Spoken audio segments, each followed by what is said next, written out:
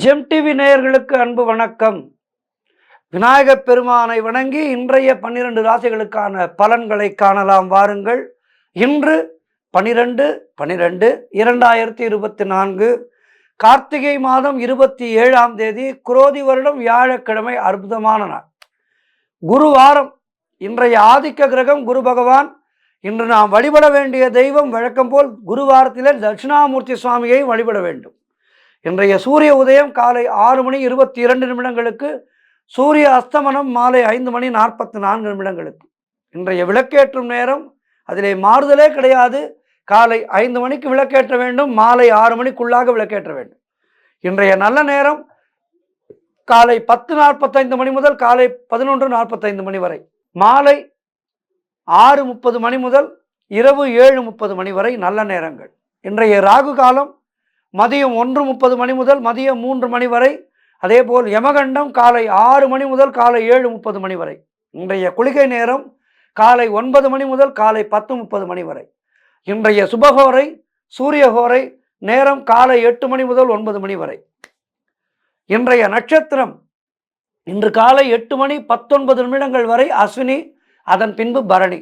இன்றைய திதி இன்று இரவு 8:37 வரை வளர்பிறை துவாதசி, அதன் பின்பு திரையோதசி வருகின்றது. இன்றைய சந்திராட்டம நட்சத்திரம் அஸ்த நட்சத்திரத்துக்கு சந்திராட்டமம் இருக்கின்றது. கவனமாக இருக்க வேண்டும். சந்திராட்டம நாளிலே மிகவும் கவனமாக இருக்க வேண்டும். மௌனத்தை கடைபிடிக்க வேண்டும். அது எல்லா ராசிக்காரர்களுக்கும் ஒரே மாதிரி தான். மேஷம் முதல் மீனம் வரை எல்லா ராசிக்காரர்களுக்கும் இந்த சந்திராட்டம நாளிலே கவனமாக இருக்க வேண்டும். கவன சிதறல்கள் நிறைய ஏற்படும். மனம் ஒரு கொந்தளிப்பான நிலையிலே இருக்கும். ஆகவே தான் முக்கியமான முடிவுகள் எல்லாம் சந்திராட்டம தினத்திலே எடுக்கக்கூடாது என்று சொல்கின்றார்கள். ஆகவே இன்றைய நாளிலே கவனமாக இருங்கள். கடந்து விடலாம் சந்திராட்டமத்தை. தொடர்ந்து 12 ராசிகளுக்கான பலன்களை காணலாம் வாருங்கள். முதலாவதாக மேஷ ராசி அன்பர்களே, இன்று சந்திரன் உங்கள் ராசியிலேயே இருக்கின்றார். உங்களுடைய ராசி அதிபதி செவ்வாய் ராசிக்கு 4ஆம் இடத்திலே இருக்கின்றார். ஆகவே என்ன நடக்கும்? இன்று நீங்கள் நினைத்ததெல்லாம் நல்லபடியாக நடக்கும். நீங்கள் என்னென்னலாம் நினைக்கின்றீர்களோ அவை நல்லபடியாக நடக்கும். தொழில் மற்றும் வியாபாரத்திலே அருமையான முன்னேற்றம் ஏற்படும். காரிய தடைகள் எல்லாம் விலகி நீங்கள் எடுக்கும் முயற்சிகள் எல்லாம் வெற்றியை தரும். வேலை இல்லாதவர்களுக்கு நல்ல வேலை கிடைக்கும். எதிர்பார்த்த பணம் கைக்கு வரும். நண்பர்கள் மூலம் நல்ல அனுகூலம் உண்டாகும். பொருளாதாரம் மிகவும் திருப்திகரமாக இருக்கும். கடன் பிரச்சனைகள் முற்றிலுமாக தீருகின்றன. புதிய முயற்சிகள் வெற்றியை தரும். அலுவலகத்திலே பதவி உயர்வு, சம்பள உயர்வு கிடைக்கும். உடல் ஆரோக்கியம் திருப்திகரமாக இருக்கும். இப்படி எல்லா வகையிலும் இன்றைய நாள் மிக சிறப்பாக இருக்கின்றது. ஆகவே இன்றைய நாளிலே குரு தட்சிணாமூர்த்தியை வணங்குங்கள். குருமார்களை எல்லாம் வணங்குங்கள். வாழ்த்துக்கள். அடுத்ததாக ரிஷபராசி அன்பர்களே, இன்று சந்திரன் உங்கள் ராசிக்கு 12ஆம் இடத்திலே இருக்கின்றார். உங்களுடைய ராசி அதிபதி சுக்கிரன் ராசிக்கு 9ஆம் இடத்திலே இருக்கின்றார். ஆகவே இன்று உடல் ஆரோக்கியத்திலே எச்சரிக்கையாக இருக்க வேண்டும். கொடுத்த வாக்கை காப்பாற்ற முடியாத சூழ்நிலைகள் ஏற்படலாம். ஆகவே எப்போதுமே வாக்கு கொடுக்கும் போது கவனமாக வாக்கு கொடுக்க வேண்டும். இது நம்மால் முடியுமா, நம்மால் முடித்துவிட முடியுமா என்று யோசித்து, ஒரு முறைக்கு பல முறை யோசித்து வாக்களிக்க வேண்டும். ஆகவே இன்றைய நாளிலே சற்று வாக்கு கொடுத்தவர்கள் இன்றைய நாளிலே சிரமப்படுவார்கள். ஆகவே கவனமாக இருக்க வேண்டும். பொருளாதாரம் நெருக்கடியாக இருக்கின்றது. வீண் விரயங்கள் உண்டாகும். தொழில் சம்பந்தமான புதிய கடன் எதுவும் இன்றைய நாளிலே வாங்கக்கூடாது. சிலருக்கு மேலதிகாரிகளால் நெருக்கடிகள் உண்டாகும். தேவையில்லாமல் மற்றவர்களுடைய விஷயங்களிலே தலையிடக்கூடாது. வீண் வாக்குவாதங்களை எல்லாம் தவிர்க்க வேண்டிய நாள். சிலருக்கு வேலை மாற்றம் உண்டாகும். எல்லா வகையிலும் இன்றைய நாளிலே மிகவும் கவனமாக இருங்கள். கவனத்தை கடைபிடித்து ஏதேனும் ஒரு குருவை பற்றி கொள்ளுங்கள். உங்களுக்கு பிடித்த குருமார்களை பற்றி கொண்டு அந்த குருமார்களை வணங்குங்கள். குருமார்களை வணங்க வணங்க வணங்க நம்முடைய நிலை உயரும். கவனச்சிதறல்கள் ஏற்படாது. ஆகவே குருமார்களை வணங்கி நல்ல நாளாக மாற்றிக்கொள்ளுங்கள். வாழ்த்துக்கள். அடுத்ததாக மிதுன ராசி அன்பர்களே, இன்று சந்திரன் உங்கள் ராசிக்கு 11ஆம் இடத்திலே சஞ்சரிக்கின்றார். உங்களுடைய ராசி அதிபதி புதன் ராசிக்கு 6ஆம் இடத்திலே இருக்கின்றார். ஆகவே இன்று நீங்கள் எதிர்பார்த்த பணம் கைக்கு வரும். வெகு நாட்களாக எதிர்பார்த்து கொண்டிருப்பீர்கள் ஒரு தொகையை, இன்றைய நாளிலே உங்களுக்கு தேடி வரும். தொழிலிலே நல்ல லாபமும் முன்னேற்றமும் ஏற்படுகின்றன. உழைப்புக்கேற்ற ஊதியம் கிடைக்கும். கடன் பிரச்சனைகள் முற்றிலுமாக தீரும். எடுக்கும் முயற்சிகள் அனைத்தும் வெற்றியை தருகின்ற அற்புதமான நாள். சுபகாரியங்கள் நடக்கக்கூடிய அற்புதமான நாள். காரிய தடைகள் விலகும். உடல் ஆரோக்கியத்திலே நல்ல ஒரு முன்னேற்றம் உண்டாகின்ற நாள். வீடு வண்டி வாகன மாற்றம் ஏற்படும். குழந்தைகளால் பெருமை அடைவீர்கள். நண்பர்கள் மூலம் நல்ல அனுகூலம் உண்டாகின்ற நாள். பொருளாதாரத்திலே நல்ல வளர்ச்சி உண்டாகும். குடும்ப ஒற்றுமை சந்தோஷத்தை தருகின்ற நாள். ஆகவே எல்லா வகையிலும் இன்றைய நாள் மிக சிறப்பாக இருக்கின்றது. மேலும் சிறப்புகளை பெறுவதற்கு குரு தட்சிணாமூர்த்தியை வணங்குங்கள். வாழ்த்துக்கள். அடுத்ததாக கடகராசி அன்பர்களே, இன்று சந்திரன் உங்கள் ராசிக்கு 10ஆம் இடத்திலே சஞ்சரிக்கின்றார். ஆகவே இன்று பொருளாதாரத்திலே நல்ல வளர்ச்சி உண்டாகும். அரசு ஆதாயம் உண்டாகும். உடல் ஆரோக்கியம் நன்றாக இருக்கின்றது. காரிய அனுகூலம் உண்டாகும். சிலருக்கு உத்தியோக மாற்றம் உண்டாகலாம். தொழிலிலே நல்ல முன்னேற்றம் ஏற்படும். திருமணம் சம்பந்தமான சுபகாரிய பேச்சுவார்த்தைகள் இனிதே முடிகின்றன. வீடு கட்டுவதற்கான முயற்சிகளை தொடங்கினால் அதிலே வெற்றி கிடைக்கும். வீடு கட்டுவதற்காக முயற்சிகளை இன்றைய நாளிலே தொடங்கினீர்கள் என்றால் உங்களுக்கு நாளும் கோளும் சாதகமாக இருக்கின்றது. ஆகவே வெற்றி தேடி வரும். வீட்டை நல்லபடியாக கட்டி முடிப்பீர்கள். ஆகவே அதற்கான முயற்சிகளை தொடங்குங்கள். வெற்றி கிடைக்கும். மனக்குழப்பங்கள் எல்லாம் தீரும். கடன் தொல்லைகள் முற்றிலுமாக விலகுகின்றன. தாய் வழி சொந்தங்களின் உதவிகள் எல்லாம் கிடைக்கும். எல்லா வகையிலும் இன்றைய நாள் மிக சிறப்பாக இருக்கின்றது. வாழ்த்துக்கள். தட்சிணாமூர்த்தியை வணங்குங்கள். அடுத்ததாக சிம்ம ராசி அன்பர்களே, இன்று சந்திரன் உங்கள் ராசிக்கு 9ஆம் இடத்திலே சஞ்சரிக்கின்றார். உங்கள் ராசி அதிபதி சூரியன் ராசிக்கு 4ஆம் இடத்திலே இருக்கின்றார். ஆகவே இன்று அலுவலகத்திலே பதவி உயர்வு, சம்பள உயர்வு போன்றவை கிடைத்து மனதை சந்தோஷப்படுத்தும். திருமணம் சம்பந்தப்பட்ட சுபகாரிய பேச்சுவார்த்தைகள் எல்லாம் கைகூடி வருகின்ற அற்புதமான நாள். நண்பர்கள் மற்றும் உறவினர்கள் மூலம் நல்ல ஆதாயம் உண்டாகும். புதிய தொழில் தொடங்கும் முயற்சி வெற்றியை தரும். காரிய தடைகள் எல்லாம் விலகும். சிலருக்கு குழந்தை பாக்கியம் உண்டாகும். நீங்கள் நினைத்தது அனைத்தும் நல்லபடியாக நடக்கக்கூடிய அற்புதமான நாள். தந்தை வழி சொத்து கைக்கு வரும். எல்லா வகையிலும் தொழில் மற்றும் வியாபாரத்திலே நல்ல லாபம் ஏற்படும். உடல் ஆரோக்கியம் சிறப்பாக இருக்கும். வீடு வண்டி வாகன மாற்றம் ஏற்படும். இப்படி எல்லா வகையிலும் இன்றைய நாள் மிக சிறப்பாக இருக்கின்றது. இன்றைய நாளிலே குருமார்களை வணங்குங்கள். குரு தட்சிணாமூர்த்தியை வணங்குங்கள். வாழ்த்துக்கள். அடுத்ததாக கன்னிராசி அன்பர்களே, இன்று சந்திரன் உங்கள் ராசிக்கு 4ஆம் இடத்திலே சஞ்சரிக்கின்றார். உங்களுடைய ராசி அதிபதி புதன் ராசிக்கு 3ஆம் இடத்திலே இருக்கின்றார். இன்றைய நாள் உங்களுக்கு சந்திராஷ்டம நாள். நான் நிகழ்ச்சியின் துவக்கத்திலேயே சொன்னது போல் சந்திராஷ்டம நாளிலே அதிகமாக இறைவனை நினைக்க வேண்டும். மற்றவற்றை நினைக்காதீர்கள். மற்றவற்றை நினைத்தால் இன்றைய நாளிலே மனம் பேதலித்துத்தான் போகும். ஆகவே அந்த மனதை பேதலிக்க விடாமல் இறைவனுடைய சிந்தனையிலே இன்றைய நாளை கடந்து செல்லுங்கள். கோர்ட் கேஸ் போன்ற பிரச்சனைகளில் ஈடுபடக்கூடாது. வேலை பளு அதிகமாக இருக்கும். அதேபோல் வேலை செய்யும் இடத்திலே மற்றவரை பற்றி எதுவும் பேசக்கூடாது. புதிய கடன் வாங்கக்கூடாது. கணவன் மனைவிக்குள் சண்டை சச்சரவுகள் ஏற்படலாம். ஆகவே விட்டு கொடுத்து செல்ல வேண்டும். உடல் ஆரோக்கியத்திலே மிகவும் கவனமாக இருக்க வேண்டும். குலதெய்வ வழிபாடு மன அமைதியை தரும். மொத்தத்தில் இன்றைய நாளிலே இப்படி இருக்க வேண்டும். மௌனத்தை கடைபிடிக்க வேண்டும். மௌனத்தை கடைபிடித்து மன அமைதிக்கு இறைவனுடைய நாமத்தை சொல்லிக்கொண்டே இருந்தால் சந்திராஷ்டம நாளை ஜெயித்து விடலாம். அது உங்களை ஒன்றும் செய்யாது. ஆகவே கவனமாக இருங்கள். இறை வழிபாட்டை கடைபிடியுங்கள். ராம நாமம் சொல்லுங்கள். வாழ்த்துக்கள்.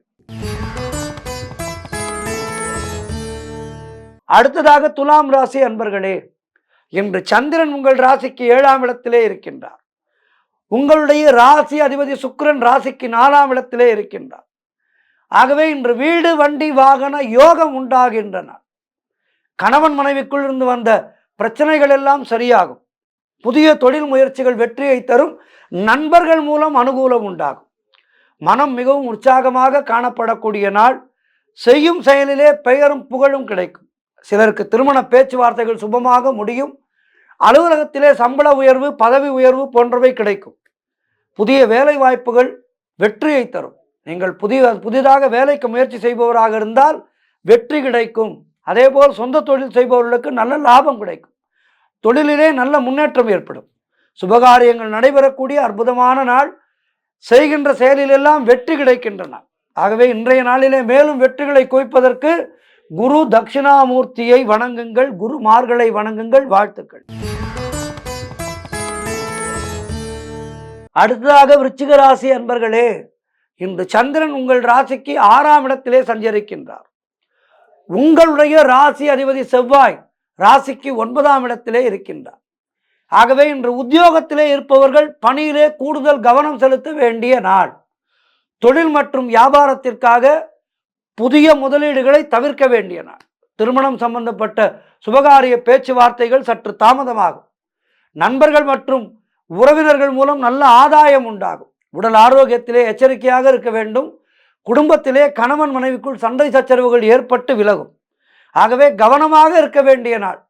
வீடு வண்டி சம்பந்தமான விரய செலவுகள் ஏற்படலாம். செல்போன் பேசிக்கொண்டே வண்டி ஓட்டாதீர்கள், விபத்து ஏற்படும். ஆகவே கவனமாக இருங்கள். எல்லா வகையிலும் இன்றைய நாளிலே மிக மிக கவனமாக இருக்க வேண்டும். வார்த்தைகளை தேர்ந்தெடுத்து பேச வேண்டும். வார்த்தைகளை இதை பேசினால் இப்படி ஒரு பிரச்சனை வருமா, இல்லை இந்த வார்த்தையை பேசினால் இப்படி புரிந்து கொள்வார்களா என்று வார்த்தைகளை யோசித்து பேச வேண்டிய நாள். குருமார்களை சரணடையுங்கள். முடிந்தால் மௌன விரதம் இருங்கள். வாழ்த்துக்கள். அடுத்ததாக தனுசு ராசி அன்பர்களே, இன்று சந்திரன் உங்கள் ராசிக்கு 5ஆம் இடத்திலே இருக்கின்றார். உங்களுடைய ராசி அதிபதி குரு ராசிக்கு 6ஆம் இடத்திலே இருக்கின்றார். ஆகவே இன்று சிலருக்கு குழந்தை பாக்கியம் உண்டாகின்ற நாள். பல வருடங்களாக குழந்தை பாக்கியத்திற்காக காத்திருக்கின்ற தம்பதிகளாக இருந்தால் இன்றைய நாளிலே குழந்தை பாக்கியம் சித்திக்கும். பூர்வீக சொத்திலிருந்து உங்களுக்கு வர வேண்டிய பணம் கைக்கு வரும். கூட்டு தொழிலிலே நல்ல லாபம் ஏற்படும். தொழிலிலே சுய தொழிலிலே நல்ல முன்னேற்றம் ஏற்படும். கணவன் மனைவியிடையே நல்ல ஒற்றுமை ஏற்படும். சிலருக்கு சுப விரயங்கள் ஏற்படக்கூடிய நாள். ஏதேனும் நல்ல பொருட்களை வாங்குவீர்கள். பழைய பாக்கிகள் வசூலாகும். உழைப்புக்கு ஏற்ற ஊதியம் கிடைக்கும். கடன் பிரச்சனைகள் முற்றிலுமாக தீரும். சிலருக்கு புதிய வேலை வாய்ப்புகள் உண்டாகும். தொழில் மற்றும் வியாபாரத்திலே நல்ல லாபம் உண்டாகின்றன. நண்பர்கள் மூலம் நல்ல அனுகூலம் உண்டாகும். ஆகவே இன்றைய நாள் சிறப்பாக இருக்கின்றது. குருமார்களை வணங்குங்கள், குரு தட்சிணாமூர்த்தியை வணங்குங்கள். வாழ்த்துக்கள். அடுத்ததாக மகர ராசி அன்பர்களே, இன்று சந்திரன் உங்கள் ராசிக்கு 4ஆம் இடத்திலே சஞ்சரிக்கின்றார். உங்களுடைய ராசி அதிபதி சனி ராசிக்கு 2ஆம் இடத்திலே இருக்கின்றார். ஆகவே இன்றைய நாள் உங்களுக்கு வீடு வண்டி வாகன யோகம் உண்டாகின்ற நாள். பழைய வீட்டிலே இருந்தீர்கள் என்றால் வீட்டை புதுப்பிப்பதற்கான முயற்சிகளை எடுப்பீர்கள். அதேபோல் பழைய வாகனமாக இருந்தால் வாகனத்தை மாற்றுவதற்கான முயற்சிகளை எடுப்பீர்கள். அல்லது சொந்த வீடு வாங்குவதற்கான முயற்சிகளை தொடங்கினால் அதிலே நல்ல வெற்றியை பெறுவீர்கள். இன்றைய நாளிலே சொந்த வீடு வாங்குவதற்கான முயற்சிகளை தொடங்கினீர்கள் என்றால் வெற்றி உண்டாகும். விரைவிலே சொந்த வீடு வாங்கிவிடுவீர்கள். தொழிலிலே நல்ல லாபம் ஏற்படுகின்றன. புதிய முயற்சிகள் எல்லாம் வெற்றியை தரக்கூடிய அற்புதமான நாளாக இன்றைய நாள் இருக்கின்றது. குலதெய்வ வழிபாடு அனுகூலத்தை தரும். முன்னோர்களுடைய ஆசீர்வாதம் பரிபூர்ணமாக கிடைக்கின்ற நாள். கணவன் மனைவிடையே நல்ல ஒற்றுமை ஏற்படும். உறவினர்களால் நல்ல ஆதாயம் உண்டாகும். இப்படி எல்லா வகையிலும் இன்றைய நாள் மிக சிறப்பாக இருக்கின்றது. ஆகவே இன்றைய நாளிலே மேலும் சிறப்புகளை பெறுவதற்கு குரு தட்சிணாமூர்த்தியை நீங்கள் வணங்க வேண்டும். உங்களுடைய காரியங்கள் அனைத்தும் நல்லபடியாக நடக்கக்கூடிய நாளாக இன்றைய நாள் இருக்கின்றது. குருமார்களை வணங்குங்கள். வாழ்த்துக்கள். அடுத்ததாக கும்பராசி அன்பர்களே, இன்று சந்திரன் உங்கள் ராசிக்கு 3ஆம் இடத்திலே சஞ்சரிக்கின்றார். உங்களுடைய ராசி அதிபதி சனி ராசியிலேயே இருக்கின்றார். ஆகவே இன்று திருமணம் சம்பந்தமான சுபகாரிய பேச்சுவார்த்தைகள் இனிதே முடியும். உடல் ஆரோக்கியத்திலே நல்ல முன்னேற்றம் உண்டாகும். கடன் தொல்லைகள் விலகும். நண்பர்கள் மூலம் எதிர்பார்த்த உதவிகள் கிடைக்கும். தந்தை உறவு வழியிலே நல்ல அனுகூலம் உண்டாகும். கூட்டு தொழிலிலே நல்ல லாபங்கள் வரக்கூடிய நாள். வேலை இல்லாதவர்களுக்கு நல்ல வேலை கிடைக்கும். பொருள் வரவு தன லாபம் அதிகரிக்கின்ற நாள். எடுக்கின்ற முயற்சிகள் எல்லாம் வெற்றியை தரும். திடீர் அதிர்ஷ்டம் சிலருக்கு கை கொடுக்கும். ஆகவே இன்றைய நாள் மிக சிறப்பாக இருக்கின்றது. குருமார்களை வணங்குங்கள். குருமார்களை வணங்கி மேலும் சிறப்புகளை பெறுங்கள். வாழ்த்துக்கள். அடுத்ததாக 12 ராசிகளிலே இறுதியான ராசி மீன ராசி அன்பர்களே.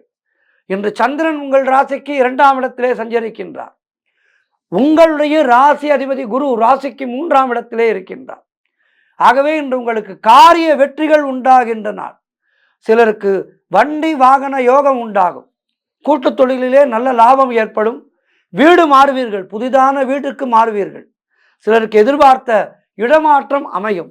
திருமணம் சம்பந்தமான சுபகாரிய பேச்சுவார்த்தைகள் இனிதே முடிகின்ற நாள். பழைய பாக்கிகள் வசூலாகும். குலதெய்வ வழிபாடு வெற்றியை தரும். மனம் மிகவும் சந்தோஷமாக இருக்கின்ற நாள். கடன் பிரச்சனைகள் முற்றிலுமாக தீரும். பொருளாதாரம் திருப்திகரமாக இருக்கும். பிள்ளைகளால் பெருமை ஏற்படும். வாழ்க்கை துணையால் நல்ல மகிழ்ச்சி உண்டாகும். உறவினர்களோடு இருந்து வந்த மன வருத்தங்கள் எல்லாம் தீருகின்ற நாள். தொழில் மற்றும் வியாபாரத்திலே நல்ல முன்னேற்றம் உண்டாகும். அலுவலகத்திலே இருந்த நெருக்கடிகள் எல்லாம் குறைகின்ற நாள். ஆக மீனராசியினருக்கு இன்றைய நாள் மிக சிறப்பாக இருக்கின்றது. மேலும் சிறப்புகளை பெறுவதற்கு குருமார்களை வணங்குங்கள். தட்சிணாமூர்த்தியை வணங்குங்கள். குரு ஸ்லோகம் சொல்லுங்கள். ஓம் குருப்யோ நமக என்று குருமார்களை வணங்குங்கள். 12 ராசிக்காரர்களுமே இன்று வணங்க வேண்டிய தெய்வம் என்று பார்த்தால் குரு தட்சிணாமூர்த்தியை வணங்க வேண்டும். இன்றைய ஆன்மீக தகவல், அதாவது வீடுகளிலே விளக்கேற்றி வைத்து வழிபடுவது என்பது காலம் காலமாக நம்முடைய சனாதன இந்து தர்மத்திலே இருக்கின்ற நடைமுறை.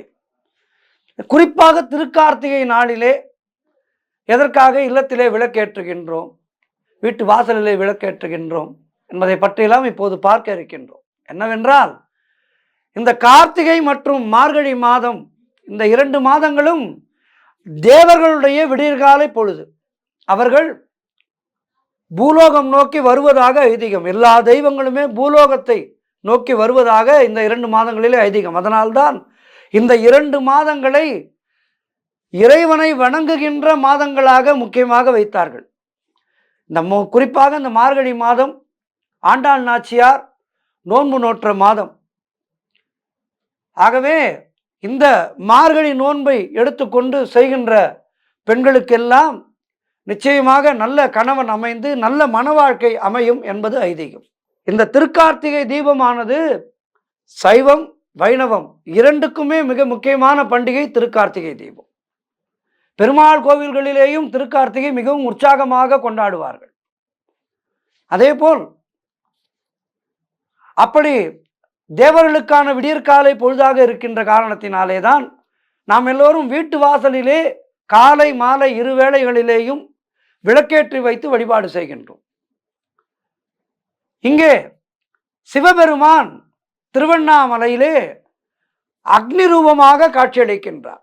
அந்த அக்னி ரூபமாக காட்சியளிக்கின்ற சிவபெருமானுக்கு அந்த அக்னியாலேயே நாம் விளக்கேற்றி அவரை வணங்குகின்றோம். அக்னி ரூபமாக இருக்கின்ற சிவபெருமானை அந்த அக்னியாலேயே வணங்குகின்றோம். மிகப்பெரிய ஒரு தீபத்தை அண்ணாமலையிலே ஏற்றுவார்கள். மலையே சிவனாக இருப்பது, அக்னி ரூபமாக விளங்குகின்ற அந்த திருவண்ணாமலை, அந்த திருவண்ணாமலையானை நாம் வணங்குகின்றோம். அடிமுடி காணாத அண்ணாமலை என்று சொல்வார்கள். அதாவது சிவபெருமானுடைய சிரசை காண வேண்டும் என்று பிரம்மாவும் விஷ்ணுவும் போகிறார்கள். பல யுகங்கள் கடந்தும் அண்ணாமலையானுடைய அந்த தலைமுடியை பார்க்க முடியவில்லை. சோர்ந்து போன மகாவிஷ்ணு, சரி தலைமுடியை பார்க்க வேண்டாம், பாதத்தை பார்ப்போம் என்று இறங்கி விடுகின்றார். இறங்கி பூமியை பிளக்க அது அதல பாதாளங்களை கடந்து சென்று கொண்டே இருக்கின்றது. அவருடைய பாத தரிசனமும் கிடைக்குவதற்கு மிகவும் சிரமப்படுகின்றார். விஷ்ணு படுகின்ற கஷ்டத்தை பார்த்து சிவபெருமான் தானாக மனமுவந்து மகாவிஷ்ணுவுக்கு பாத தரிசனத்தை தருகின்றார். அப்போது சிவபெருமானுடைய அவருடைய அந்த சிரசின் தரிசனமும் கிடைக்கின்றது. மகாவிஷ்ணு போய் நம்முடைய காலை தொட்டு விட்டாரே என்று சிவபெருமான் பதறிப்போய் தலை குனிகின்றார்.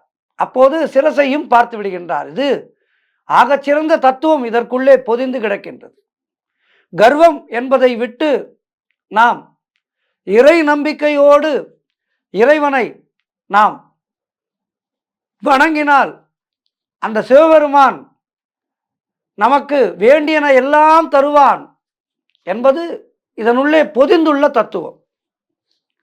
அப்படிப்பட்ட அற்புதமான தத்துவங்களை அடக்கியது நம்முடைய புராணங்கள் மற்றும் ஐதீகங்கள் எல்லாம். இதிலே இந்த விளக்கேற்றுவது எப்படி என்று பார்க்கலாம். விளக்கேற்றுவதற்கான எந்த நேரத்திலே விளக்கேற்ற வேண்டும், எந்த திசையிலே விளக்கேற்ற வேண்டும் என்பதையெல்லாம் இந்த நிகழ்ச்சியிலே நாம் பார்க்கலாம். நாளை கார்த்திகை தீபம் அல்லவா?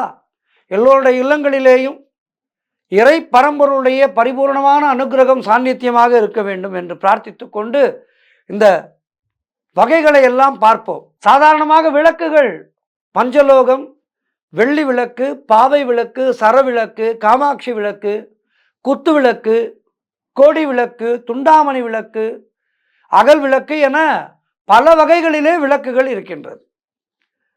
இதிலே அகல் விளக்கை நாம் தூய்மையான பக்தியோடு ஏற்றி வைத்து வழிபட நமக்கு இறையருள் பூர்ணமாக கிடைக்கும் என்பது உண்மை. பஞ்சலோகம் மற்றவையெல்லாம் வாங்கலாம் என்றாலும் ஆதி காலத்திலிருந்து நாம் இந்த திருக்கார்த்திகை தீபத்துக்கான விளக்கு என்றால் அது அகல் விளக்குத்தான். வசதி இருப்பவர்கள் பல விளக்குகளை வாங்கலாம். ஆனால் ஐதீகம் என்று பார்த்தால் அகல் விளக்கிலே தான் நாம் ஏற்றி வழிபட வேண்டும். 5 முக விளக்குகள் ஏற்றலாம். அது இல்லத்திலே பூஜை அறையிலே 5 முக விளக்குகளை ஏற்றி சிவபெருமானுடைய பதிகங்களை எல்லாம் பாடி அபிராமி அந்தாதி பாடலாம். அம்பாளை அழைத்து இப்படி இந்த கார்த்திகை நன்னாளிலே விளக்குகளை ஏற்றலாம். அதேபோல் 2 முக விளக்குகள் ஏற்றலாம். ஆகவே இந்த திருக்கார்த்திகை நன்னாளிலே இப்படியெல்லாம் நாம் விளக்குகளை ஏற்றி வழிபாடுகளை செய்ய வேண்டும். திருக்கார்த்திகை தீபம் மட்டுமல்லாமல் தினந்தோறும் நாம் விளக்கேற்றுகின்ற முறை என்று இருக்கின்றது. அந்த முறைகளை நாம் சரியாக பின்பற்றி விளக்கேற்றினால் வீட்டிலே அஷ்ட ஐஸ்வர்யம் பொங்கும் என்பது ஐதீகம். சாதாரணமாக வாசல் தெளித்து கோலமிட்டு மனதை ஒருமுகப்படுத்தி விளக்கேற்ற வேண்டும். இதனால் நேர்மறை சக்திகள் நம்மை சூழ்ந்து நம்முடைய வாழ்விலே இருக்கின்ற இருள் விலகி ஒளி பிறக்கும்.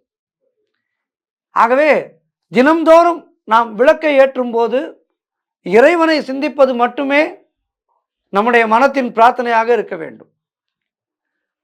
எந்தெந்த முகங்களை ஏற்றினால் என்ன பலன் என்று பார்க்கலாம். ஒருமுக தீபம் ஏற்றுவது என்பது சாதாரணமான பலன், மத்தியமமான ஒரு பலன். 2 முக தீபம் ஏற்றுவது என்பது குடும்ப ஒற்றுமை பெருகும். அதேபோல் 3 முகங்கள் கொண்ட தீபம் ஏற்றினால் அங்கே புத்திர இன்பம் கிடைக்கும். 4 முகம் ஏற்ற நமக்கு மாடு மனை வளங்கள் சேரும். 5 முகங்கள் கொண்ட விளக்கை ஏற்றினால் செல்வம் செழிக்கும். நல்ல ஒரு செல்வ நிலை ஏற்படும், ஐஸ்வர்யங்கள் ஏற்படும். அதேபோல் பொதுவாக தூய பஞ்சினால்தான் திரியை இட்டு விளக்கேற்றுவோம். இதற்கும் குடும்ப ஒற்றுமை போன்ற நற்பலன்களை பெறுவோம். இப்படி விளக்கேற்றுவதால், நல்ல பஞ்சு திரி போட்டு விளக்கேற்றுவதால் குடும்ப ஒற்றுமை கிடைக்கும். விசேஷ பலன்களை பெற சிறப்பு திரி வகைகளும் இருக்கின்றது. அவை என்னவென்றால், மஞ்சள் நிறம் கொண்ட திரியை ஏற்றினால் அம்பாளுடைய கருணை கிடைக்கும், மனதைரியம் கூடும். சிவப்பு நிறத்திலே திரி போட்டு ஏற்றினால் தடைப்பட்ட திருமணங்கள் சிறப்பாக நடைபெறும். வெகு நாட்களாக திருமணம் தடை இருக்கின்றது என்றால் சிவப்பு நிற திரி போட்டு விளக்கேற்றுங்கள், திருமணம் கைகூடும். அதேபோல் வாழைத்தண்டு திரி போட்டு ஏற்றினால் புத்திர பாக்கியம் கிடைக்கும். வெள்ளருக்கு பட்டையை திரியாக்கி விளக்கேற்றினால் செல்வ வளம் பெருகி வாழ்விலே நல்ல வளம் பெறும். அதாவது செய்தொழில் செய்பவர்கள் அந்த இடத்திலே இந்த விளக்கை ஏற்ற அவருடைய தொழில் விருத்தியாகும் என்பது ஐதீகம். அதேபோல் தாமரை தண்டினுடைய நாரை திரித்து விளக்கேற்றினால் தெய்வ குற்றங்கள் அகன்று தீய சக்திகள் விலகிவிடும். அதேபோல் விளக்கேற்றுவது எந்த திசையிலே ஏற்ற வேண்டும்? தீபத்தை பொதுவாக வடக்கு திசை நோக்கி ஏற்றுவது நம்முடைய அறிவு வளர்ச்சிக்கும் செல்வ வளர்ச்சியும் தரும். கிழக்கு திசையிலே ஏற்றுவது துன்பங்களை நீக்கும். மேற்கு திசையிலே விளக்கேற்றினால் கடன் தொல்லைகளையும் தோஷங்களையும் அது போக்கிவிடும். எக்காரணத்தை கொண்டும் தெற்கு திசையிலே தீபங்களை ஏற்றக்கூடாது. அதேபோல் விளக்கேற்றும் எண்ணெய் பொதுவாக நல்லெண்ணெயால் விளக்கேற்றலாம். 5 வகையான எண்ணெய்களை கொண்டு தீபங்கள் ஏற்றப்படுகின்றன. இப்போது எல்லாம் வேப்ப எண்ணெய், இலுப்பை எண்ணெய், தேங்காய் எண்ணெய், நெய், விளக்கெண்ணெய் ஆகியவற்றை கலந்து பஞ்ச முகங்கள் கொண்ட விளக்குகளை ஏற்றி பூஜைகள் செய்யும் போது சகல சம்பத்துகளும் பெருகி இறையருள் நமக்கு கிடைக்கும். திருவிளக்குகள் என்பன இறைவனுடைய பிரதிநிதியாக பார்க்கப்படுகின்றது. ஆகவே அதற்கான முழு மரியாதையை நாம் கொடுத்து விளக்குகளை ஏற்றி வழிபட்டால் நமக்கு எல்லா வளமும் நலனும் கிடைக்கும் என்பது உறுதி. திருவிளக்கிற்கு பால், சர்க்கரை, கற்கண்டு போன்றவற்றை நைவேத்தியமாக வைக்கலாம். கார்த்திகை தீபத்தன்று அவல் பொரியிலே வெல்லப்பாகு செய்து கார்த்திகை பொறி படைத்து வழிபாடு செய்வது சிறப்பான ஒரு நைவேத்தியமாகும். மேலும் கார்த்திகை தீபத்தன்று அழகான அகல் விளக்குகளை சுவாமி அறையிலே ஏற்றி நான் முன்பே சொன்னது போல் தெரிந்த ஸ்லோகங்களை எல்லாம் பாடி கற்பூர தீபாராதனை செய்து வழிபட்டால் அந்த இல்லத்திலே சகல நலங்களும் கொழிக்கும் என்பது ஐதீகம். ஆகவே இந்த வருட கார்த்திகை நன்னாளை இதுபோல் முறையாக கொண்டாடி தெய்வ கடாட்சம் பெறுவோம். நன்றி, வணக்கம். மீண்டும் நாளை சந்திக்கின்றேன்.